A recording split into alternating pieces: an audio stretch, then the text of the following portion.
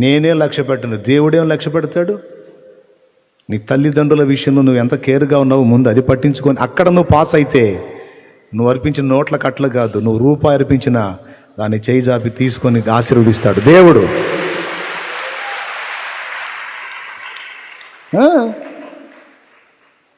భేద విధవాలు వేసింది 2 కాసులే. దాని గురించి ఒక ప్రసంగం చేశాడు యేసయ్య. మిగిలిన వాళ్ళందరూ మూటలు తెచ్చేసారు, ఎవడి గురించి మాట్లాడలే. భేద విధవరాలు 2 కాసులు వేసింది, దాని గురించి ఒక ప్రసంగం రాసింది బైబిల్లో. నువ్వు చేయాల్సిన న్యాయం చేయాల్సిన వాళ్ళకి. భార్య బిడ్డలు పట్టించుకోడు.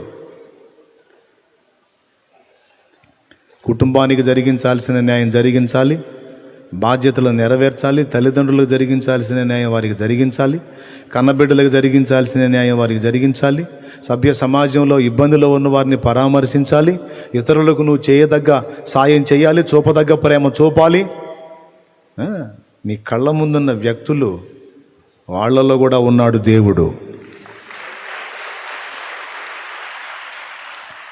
వాళ్ళలో కూడా ఉన్నాడండి దేవుడు. నేను చెప్పానా? మత్తయి సువార్త చెప్పిందా? నేను ఆకలి కొంటిని మీరు నాకు ఆహారం ఇచ్చితిరి, నేను దప్పికొంటిని మీరు నాకు దాహం ఇచ్చితిరి, నేను వస్త్రహీనుడనై ఉంటిని మీరు నాకు వస్త్రము కప్పితిరి, నేను రోగినై ఉంటిని మీరు నన్ను పలకరించితిరి, నేను చెరసాలలో ఉంటిని మీరు నన్ను పరామర్శించితిరి. నా తండ్రి చేత ఆశీర్వదించబడిన వారలారా రండి, లోకం పుట్టినది మొదలుకొని మీ కొరకు సిద్ధపరచబడినటువంటి ఆ నిత్య జీవమును చేరండి, నిత్య సంతోషంలోకి ప్రవేశించండి అన్నాడు. అప్పుడు కుడివైపునున్నవారు, ప్రభువా నీవెప్పుడు ఆకలి కొంటివి, నీకెప్పుడు ఆహారం ఇచ్చితిమి, నీవెప్పుడు దప్పికొంటివి, నీకెప్పుడు దాహమునికిచ్చితిమి, నీవెప్పుడు వస్త్రహీనుడివై ఉన్నావయ్యా, నీకు వస్త్రాలకి ఏం కొదవు ప్రభువా, నువ్వెప్పుడు వస్త్రహీనుడివై నా దగ్గరికి వచ్చావయ్యా, నీకెప్పుడు పట్టిచ్చానయ్యా, నేను నీకెప్పుడు వస్త్రం ఇచ్చానయ్యా, నువ్వెప్పుడు రోగివై ఉంటివి ప్రభువా, నువ్వెప్పుడు చెరసాలలో ఉంటివి ప్రభువా. అప్పుడు ఆయన ఇచ్చే సమాధానం ఏంటో తెలుసా? ఈ నా సహోదరులలో ఒకరికి చేస్తే అది నాకు చేసినట్టే అన్నాడు. ప్రైజ్ ది లార్డ్, హల్లెలూయా. ఈ నా సహోదరులలో ఒకరికి చేస్తే అది నాకు చేసినట్టే. కళ్ళ ముందు ఆ భాగ్యులు ఎంతోమంది దారుణంగా బలైపోతుంటే పట్టడన్న వాళ్ళకి పెట్టే బుద్ధి ఉండదు కొంతమందికి. చర్చికి వస్తే మాత్రం ఎగిరి స్తోత్రం స్తోత్రం స్తోత్రం రేకులు లేచిపోయిందా కరుస్తారు. ఇంటికాడ ఆకలి కొన్నవాడి ఆర్తనాదాలు వినపడలేదా? రోగిగా ఉన్నవారి యొక్క దీనస్థితిని ఎరగవా? మనస్సాక్షి ఉండాలండి. నీ చుట్టూ ఉన్న సమాజంలో ఉన్న వ్యక్తుల్లో కూడా దేవుడున్నాడు. నీ తల్లిని నువ్వు అశ్రద్ధ చేసావు, ఆమెలో దేవుడు లేడా? నీ తండ్రిని అశ్రద్ధ చేసావు, ఆయనలో దేవుడు లేడా? నీ బిడ్డల బాధ్యతను నెరవేర్చలేదు, వాళ్ళ ఏడుపు కారణమయ్యావు, వాళ్ళలో దేవుడు లేడా? కట్టుకున్న అర్ధాంగిని నువ్వు అన్యాయం చేసావు, ఆమెలో దేవుడు లేడా? కట్టుకున్న భర్తని నిలువునా మోసం చేశావు, వాళ్ళలో దేవుడు లేడా? ఇవన్నీ మామూలుగా నడుస్తూనే ఉంటే నువ్వు మాత్రం దేవుని సన్నిధికి వచ్చి భజన చేస్తావు. అయ్యా ఎవడికి కావాలి నీ బోడి భజన? నాకు దేవుడు చెప్పింది మీకు చెబుతున్నా. ఒరే నువ్వు వంకర టింకర వ్యవహారాల్లో ఉండి రే నువ్వు వచ్చి ఎన్ని పాటలు పాడినావు ఒరే శాలేమా, నాకు నచ్చవరబ్బాయ్. నువ్వు పెద్ద దీర్ఘాలు తీసి పాటలు పాడితే జనం ఊగుతారేమోగా, నేను ఊగను. మర్యాదగా మార్చుకోమ్మా, మారు మనసు పొందు, నకరాలు మానుకోయ్యా, పద్ధతులు మార్చుకో, దిద్దుకో, బతుకుని దిద్దుకొని పాట పాడలేక మూలిగినా ఆ మూలుగునే మధుర సంగీతంలాగా నేను గైకొంటా.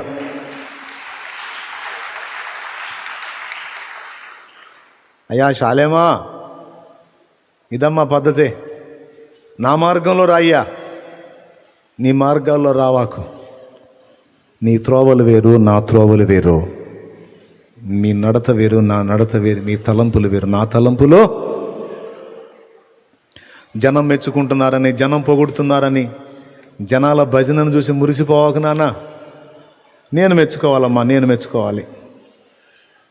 నీ బయట అవతారాన్ని జనం చూస్తారు, వాళ్ళకి నువ్వు మంచోడివి. నీ రహస్య జీవితం నాకు తెలుసురా, నేను మెచ్చుకోవాలి నిన్ను.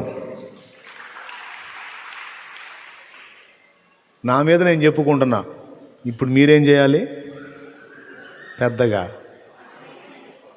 మీరు నాకు చెప్పాలా? దేవునికి స్తోత్రం. ఎవరికి వాళ్ళు చెప్పుకోవాలి. పచ్చిగా చెప్తున్నాను నేను. మారు మనసు పొందాలి, వంకర టింకర నడత సరి చేసుకోవాలి.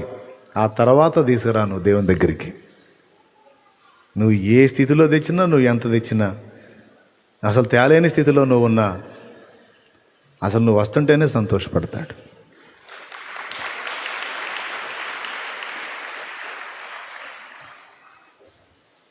విశ్వాసం లేనోళ్ళు, భక్తి లేనోళ్ళు, ఆత్మీయత లేనోళ్ళు దావీదు అన్నలు మొత్తం లైన్లో ఉన్నారు. ఒక్కడిని కూడా ఒప్పుకోలా దేవుడు. యెషయి దృష్టిలో దావీదు అసలు లేడు. సమూయేలు అన్నాడు, నీ కుమారులు మొత్తాన్ని తెచ్చి నా ముందు నిలబెట్టు అని. మరి దావీదును కూడా లెక్కలో వేసుంటే కబురు పెట్టాలిగా, మొత్తం కొడుకులందరినీ నిలబెట్టాలిగా.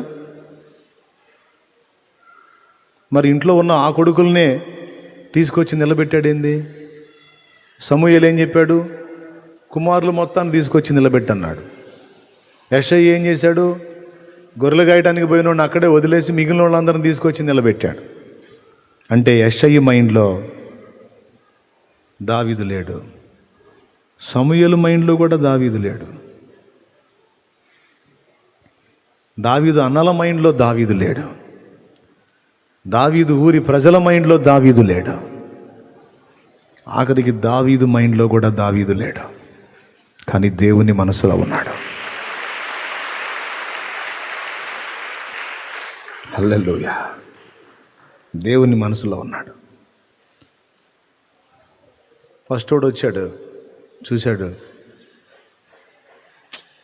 ఇది అవతారం చూస్తే బాగానే ఉన్నాడు కానీ దేవుడు ఏందో వీటి విషయంలో మాట్లాడట్లేదు, పక్కకు పంపించు. రెండో వాడు వచ్చాడు, మళ్ళీ ప్రార్థించాడు, దేవుడే మాట్లాడలా, పక్కకు పంపించమన్నాడు, పంపించు. 1 2 3 4 5 6 మొత్తం పక్కకి వెళ్ళిపోయారు. ఇద్దరు తెల్లముఖం వేసుకొని చూశారు. అక్కడ ఉన్న వాళ్ళందరూ ఖాళీ అయిపోయారు, మొత్తం పక్కకి వెళ్ళిపోయారు. అప్పుడు అడిగాడు సమూయేలు, ఏమయ్యా నీకున్న కొడుకులందరూ వీళ్ళేనా, ఇంకెవరన్నా ఉన్నారా అని అడిగాడు. ఇంకా నువ్వు కడసారి వాడు ఉన్నాడు కానీ వాడు చిన్నోడు, అందుకని గొర్రెలకు పంపించాను అన్నాడు. ఏమయ్యా నీకేం చెప్పా, ముందేం చెప్పా? నీ కొడుకులందరిని తెచ్చి నిలబెట్టమన్నాగా.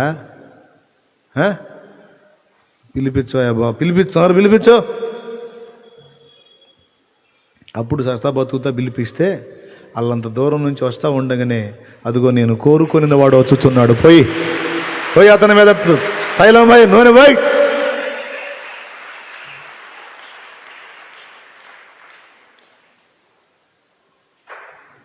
వీళ్ళందరూ అవతారాలు చూసి సమూయేలు, యెషయి ఇద్దరు మోసపోయారు. అదిగో అక్కడ గొర్రెల దగ్గర ఉన్నవాటి గుండె చూశాడు, హృదయం చూశాడు ఆయన. నా ప్రియమైన దేవుని బిడ్డలారా, మన మనస్సులోకి, మన ఆలోచనల్లోకి, మన హృదయ అంతర్భాగానికి తొంగి చూడగల శక్తివంతుడు దేవుడు. జాగ్రత్త. హృదయం అన్నిటికంటే మోసకరమైనది, అది ఘోరమైన వ్యాధి గలది, దాన్ని గ్రహించగలగాలి, జాగ్రత్త పడాలి. కయ్యను దగ్గర ఈ తత్వం కనపడింది, అందుకే యాక్సెప్ట్ చేయలే. ఎందుకంటే వాడు అవిధేయుడు. వాడి అర్పణనే దేవుడు అంగీకరించాలంటే ముందు వాడు నచ్చాలి. వాడు నచ్చలా, పద్ధతులు బాగాలేవు. దేవుడు ఒకటి చెబితే వాడు ఒక రూట్లోంచి వస్తున్నాడు, నచ్చలా.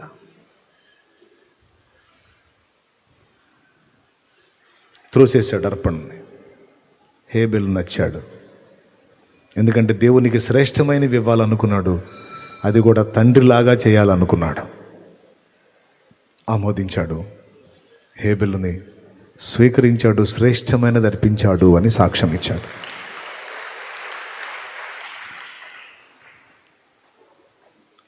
దేవుని మార్గంలో వస్తావా, నీ మార్గంలో వస్తావా? ఇప్పుడు పరలోకం పోవాలంటే మార్గాలు ఎన్ని ఉన్నాయండి? ఒక్కటే మార్గం, ఆ మార్గం పేరు యేసు. యోహాను సువార్త 14వ అధ్యాయము 6వ వచనం, నేనే మార్గమును సత్యమును జీవమును, నా ద్వారానే తప్ప ఎవ్వడు తండ్రి యొద్దకు రాడు అనే భయంకరమైన మాట మాట్లాడేశాడు యేసయ్య. ఇక ఎవరు ఎన్ని రకాల ఫీట్లు చేసినా పరలోక తండ్రి దగ్గరికి రావాలి అంటే యేసు ప్రభు ద్వారానే తప్ప ఇంకా ఏ విధంగా కూడా ఒక పాపి పరలోకం చేరడో. యేసు ప్రభువును ఒప్పుకోవాలి, ఆయన్ని ఆశ్రయించాలి, ఆయన రక్తంలో పాపాలు కడిగేసుకోవాలి, ఆయన బలిని నమ్మాలి, ఆయన సిలువను నమ్మాలి, ఆయన మరణ పునరుద్ధానములు 3వ నాడు తిరిగి లేచాడని నమ్మాలి, ఆయనను అంగీకరించి ఆయన ప్రభువు అని ఒప్పుకొని మారు మనసు పొంది బాప్తిస్మం పొంది అప్పుడు రక్షింపబడతాడు ఒక మనుష్యుడు. ఇది దేవుని చట్టం, దేవుని రూల్. నువ్వు నడువు నడవకపో నాకు అనవసరం. నడిస్తే నువ్వే వస్తావు, వాడికి నడవకపోతే రేపు తేలిద్ది. అప్పటిదాకా ఈ మాటలు చెప్పి నేను పిచ్చోళ్ళలాగా కనపడవచ్చు, వెర్రోళ్ళలాగా కనపడవచ్చు, ఏం పర్లే అనుకో, నీ ఇష్టం వచ్చినట్టు అనుకో.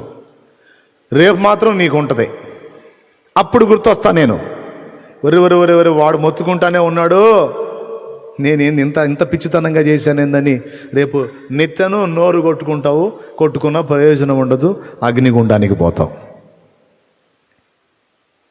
నీ రక్షణకు దేవుడు చూపించిన మార్గంలో నేను ప్రయాణం చేయాలి. ఆ మార్గము యేసే.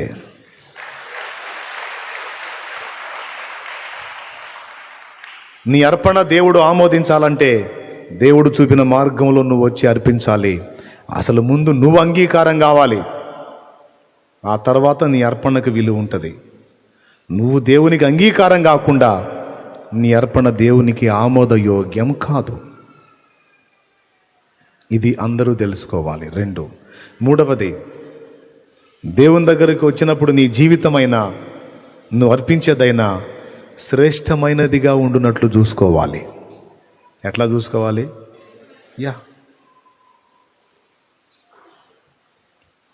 రోజులన్నిటిలోనికి మొదటి రోజు ఏదండి? వారములో మొదటి రోజు ఏది? ఆదివారం ఎందుకు ఆరాధన దినం ఏర్పాటు చేశారో తెలుసా? అపోస్తలులు ఎందుకు కూడుకున్నారో తెలుసా? వారములలో ప్రథమ వారము ఆదివారమే. ఆది అంటే ప్రారంభము. అంటే ఏమి నేర్పారో తెలుసా? దేవుడు మన రోజులలో చివరి రోజు కాదురా బాబు, మొదటి రోజు ఉండాలి. యూదుల ఆచారంలో విశ్రాంతి దినం శనివారం. వారంలో చివరి రోజు ఏది? ఆది, సోమ, మంగళ, బుధ, గురు, శుక్ర చివర. కానీ అపోస్తలులు ఏం చేశారు? యేసు మరణించి పునరుద్ధానుడైంది ఆదివారం. కాబట్టి ఇక నుంచి దేవుణ్ణి మనం సమీపించేటప్పుడు చివరిలో కాదు, వారపు ప్రారంభంలోనే, ఆదిలోనే మనం ఎంటర్ అవ్వాలి. దేవునికి మనం శ్రేష్టమైన స్థానం ప్రారంభంలోనే ఇవ్వాలని ఆదివారం ఆరాధన దినంగా వాళ్ళు కూడుకున్నారు. ఇది బైబిల్ చెప్తున్న సాక్ష్యం. కొరింథీ పత్రికలో అలాగే అపోస్తలుల కార్యాల్లో వారు ఆదివారం చందా పోగు చేశారు, ఆదివారం ప్రభు బల్ల తీసుకున్నారు అని ఉంది. చూడండి, కొరింథీలోకి రాసినటువంటి మొదటి పత్రిక, త్వరగా తిప్పేసేయండి పరిశుద్ధ గ్రంథాన్ని. మొదటి పత్రిక 16వ అధ్యాయం 2వ వచనం. మీలో ప్రతివాడును, అమ్మా ఆ వారాన్ని పెద్దగా చెప్పు. ప్రతి ఆదివారమున, అదమ్మా ప్రతి ఆదివారము మీలో ప్రతివాడును తాను వర్ధిల్లిన కొలది తన యొద్ద కొంత సొమ్ము నిలువ చేయవలెను. అది చందా పోగు చేయకుండా, నేను వచ్చినప్పుడు చందా పోగు చేయకుండా ప్రతి ఆదివారమున మీలో ప్రతివాడు తాను వర్ధిల్లిన కొలది తన యొద్ద కొంత సొమ్ము నిలువ చేయవలెను. దశమ భాగము 20%, 10% కూడా కాదు. కొత్త నిబంధన పద్ధతి ఏంటంటే నువ్వు ఎంతగా వర్ధిల్లుతావో పరిశుద్ధుల అక్కర కొరకు నువ్వు అంతగా దాచిపెట్టాలి, దేవుని పని కొరకు వినియోగించడానికి అన్నాడు. స్తోత్రం. వర్ధిల్లిన కొలది. అయితే ఏ వారం? రైట్, ఆదివారమున చందా పోగు చేయమన్నాడు, నిల్వ చేయమన్నాడు ఆదివారానికి. అంతేకాదు అపోస్తల కార్యం 20వ అధ్యాయము 7వ వచనంలో ఆదివారమున మేము రొట్టె విరుచుటకు కూడినప్పుడు అన్నాడు. అంతకుముందు అక్కడే ఉన్నారు కానీ రొట్టె విరవలేదు. ఆదివారమున మేము రొట్టె విరుచుటకు కూడినప్పుడు. ఆదివారం ప్రభు బల్ల తీసుకున్నారు. అపోస్తల కార్యం 20వ అధ్యాయము 7వ వచనం. కాబట్టి అపోస్తలులు ఆదివారాన్ని హైలైట్ చేశారు. ఆదివారం స్పెషల్గా వారు కూడుకున్నారు. ఆదివారం వారు కానుక సమర్పించారు. ఆదివారం వారు ప్రభు బలను సమీపించారు. కాబట్టి ఆదివారం కంటిన్యూ అయింది మనకి. ఎంతమందికి అర్థమైంది? ఆదివారం వారంలో ప్రారంభం, మొదటి రోజు. కాబట్టి ఇప్పుడు మన వారంలో శ్రేష్టమైన రోజు ఏది? ప్రారంభ దినమే. గనుక మన వారంలో ఆదివారం శ్రేష్టమైన రోజు గనుక ఆ రోజు మనం దేవునికి స్పెషల్గా కేటాయించాలి. కొంతమంది ఆ రోజును కూడా లోకానుసారమైన పనులు కేటాయించి ఆ రోజు కూడా దేవుని సన్నిధిని కనబడరు కొంతమంది. తప్పు. ఎప్పుడన్నా నీ పరిస్థితులు అనుకూలించక మిస్ అయితే దేవుడు అర్థం చేసుకుంటాడు. కానీ ఆదివారాన్ని నువ్వు నిర్లక్ష్యం చేస్తే ఖచ్చితంగా తేడా పడతావు. ఆదివారం మొదటి రోజు, నువ్వు దేవుడికి ఇవ్వవలసిన రోజు. సో వారములో శ్రేష్టమైన దినమును దేవునికి నువ్వు కేటాయించాలి. ఆ ఒక్క చోటే కాదు, ఆ డేనే కాదు, నీ యవన జీవితంలో, నీ యవన శక్తిలో శ్రేష్ఠ భాగం దేవుని పనికి ఖర్చు అవ్వాలి. దేవుడు నీకు ఇచ్చే ఆశీర్వాద సమృద్ధి ధనం అనుకో, ఆ ధనములో శ్రేష్ఠ భాగం దేవుని కొరకు ఖర్చు అవ్వాలి. దేవుడు నీకు ఇచ్చినటువంటి పదార్థం కానీ, వస్తువు కానీ, ప్రాణి కానీ ఏదైనా ఉంటే అందులో శ్రేష్టమైనది దేవుని సన్నిధికి చేరాలి, దేవుని సన్నిధికి చెందాలి. నీ అర్పణలో శ్రేష్ఠ భాగమా, కొదువ భాగమా అనేది కనిపెడతాడు ఆయన. అర్థమైందా? నువ్వు ఏ బుద్ధితో ఇస్తున్నావు, ఇచ్చే నీ బుద్ధి, నీ మనసు, నీ దాతృత్వం ఏంటి? ఇతరులకు నువ్వు హెల్ప్ చేస్తున్నావో లేదో చూస్తాడు. నేను మళ్ళీ చెప్తున్నా, నువ్వు చర్చికి వస్తున్నావు దేవుని సన్నిధిలో ఏదో కానుక వేద్దామని, కానీ వచ్చే త్రోవలో చాలా హృదయ విదారకమైనటువంటి స్థితిలో ఒక పర్సన్ నీకు కనబడ్డారు. నేనే చెబుతున్నా, ఆ వ్యక్తిని చూసి నువ్వు దాటి రావద్దు. ముందు ఆ వ్యక్తి చేతులు అది పెట్టేసిరా. ఆ వ్యక్తి చేతులు అది పెట్టేసిరా. పర్వాలా, దేవుడు ఆమోదిస్తాడు. ఎందుకు పెట్టావు, నువ్వు ఇక్కడ తీసుకొచ్చి ఎందుకు వెళ్ళేది అనడు. లేదా దేవుని కొరకు కొంత ప్రత్యేకించి ఉంటే, అది కాకుండా అదనంగా నీ దగ్గర ఉంటే అది వేసి దేవునికి భద్రపరచు. లేదు, నీ దగ్గర ఉన్నదే అది అనుకో, నిర్దాక్షిణ్యంగా పెట్టే. నేనే చెబుతున్నా, నేనైతే పెడతా. ఇంకొకటి ప్రత్యేకంగా తీసి వానికి ఇవ్వడానికి, దేవునికి ఇవ్వడానికి నా దగ్గర లేనప్పుడు, దేవా ఈ వ్యక్తిలో నువ్వే ఉన్నావు అనుకోని, ఇది నీకు ఇస్తున్నట్టుగానే ఇస్తున్నా, ఈ వ్యక్తిని బాగు చేయి, ఈ వ్యక్తిని ఆదుకో, ఈ వ్యక్తికి పోషణ ఇవ్వని చేతిలో పెట్టి వస్తాను. హల్లెలూయా, హల్లెలూయా. అర్థమైందా?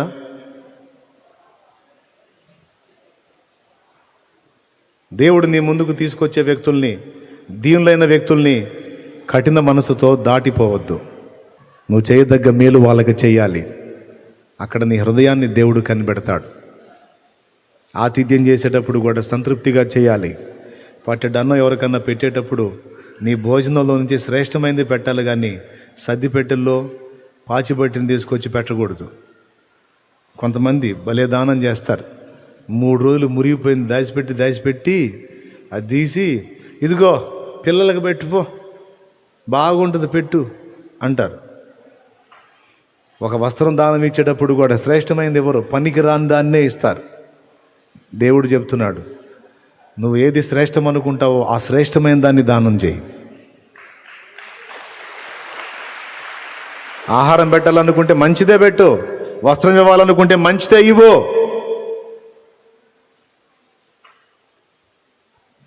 దేవునికి మొక్కుబడి చేస్తుంటారు కొంతమంది. కొక్కెర రోగం తగిలిన కోడిని, గాలికుంటు తగిలిన గేదెని, గాలికి తిరిగే కొడుకుని,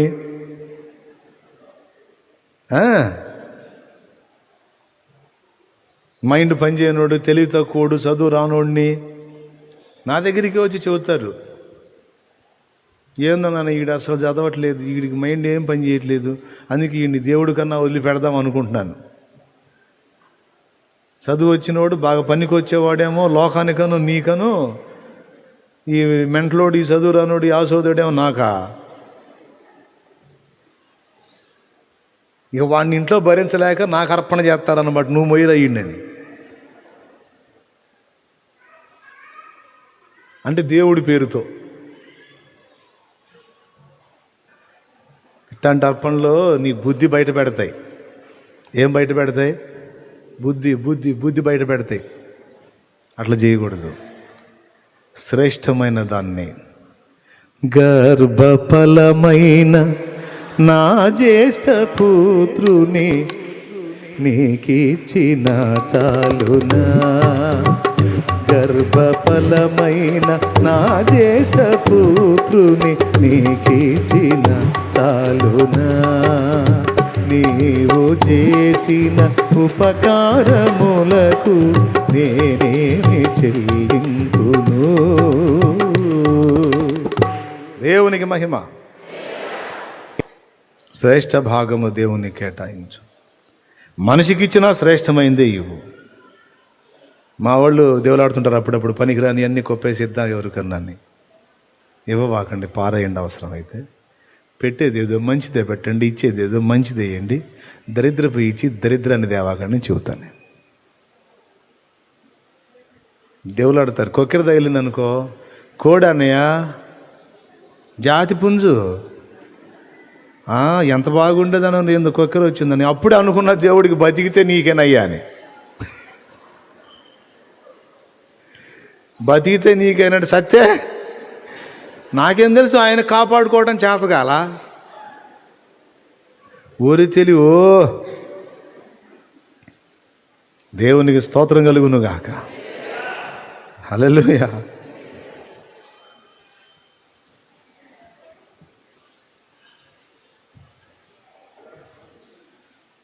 ఏదైనా శ్రేష్టమైనది అనేది మర్చిపోవద్దు.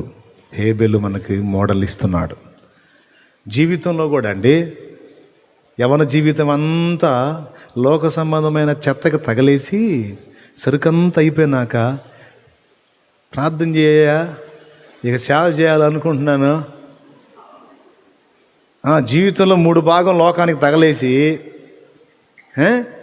దేవుడు పిలిచినా, ఎంత పిలిచినా, ఎన్నిసార్లు మొత్తుకున్నా రాకుండా తగలేసి సరుకంతా అయిపోయిన తర్వాత ఇక కళ్ళు కనపడవు, కాళ్ళు పని చేయి. ఇప్పుడు సేవ ఏం చేస్తాడు? ఇప్పుడు సేవ ఏం చేసిద్ది? అందుకే చెబుతున్నా, అన్నీ బాగున్నప్పుడే, అన్ని లైన్లో ఉన్నప్పుడే చెయ్యాల దేవుని సేవ. శ్రేష్టమైన జీవితాన్ని అంతా లోకానికి తగలేసి సరుకంతా అయిపోయినాక ఇప్పుడు దేవుడి కోసం బతకాలనుకుంటున్నాను అంటే ఇంకెవరి కోసం బతుకుతా? ఇంకెవరి కోసమైనా బతకడానికి ఏమైనా అవకాశాలు ఉన్నాయండి? ఇంకెవరికి పనికిరావుగా. ఇంట్లో పట్టించుకోరు, బయట పట్టించుకోరు. సరుకు అయిపోయిన ఎవడు పట్టించుకుంటాడు? ఏం చేద్దాం, ఏ టైర్ అయినా పట్టించుకునేవాడు ఒకడు ఉన్నాడు.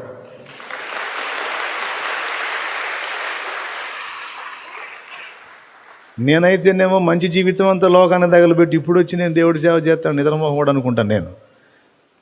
ఏమని?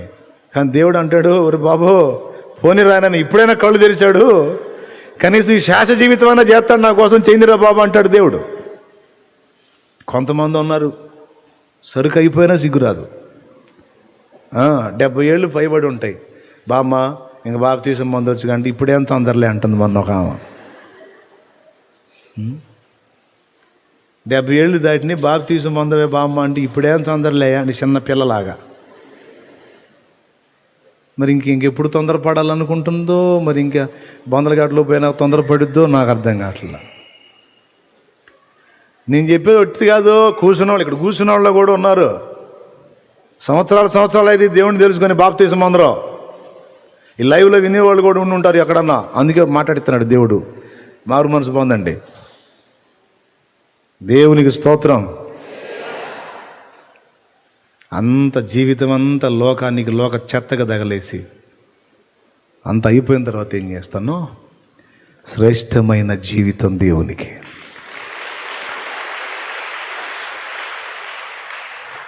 అందుకే తెగించి సేవకు వచ్చాను నేను.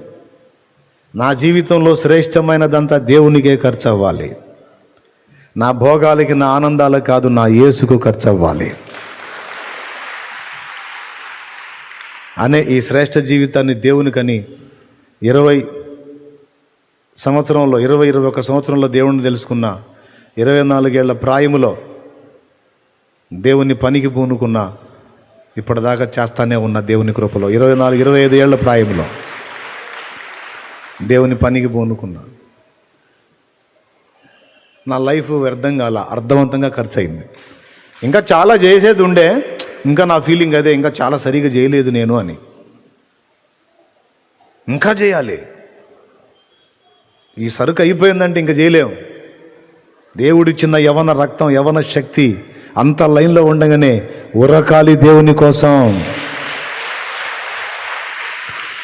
నా గటి మీద చెయ్యిని వేసి వెనుకకు చూడక సాగడి వారిని, నా గటి మీద చెయ్యిని వేసి వెనుకకు చూడక సాగడి వారిని, భారము కలిగి సువార్త గింజలు భారము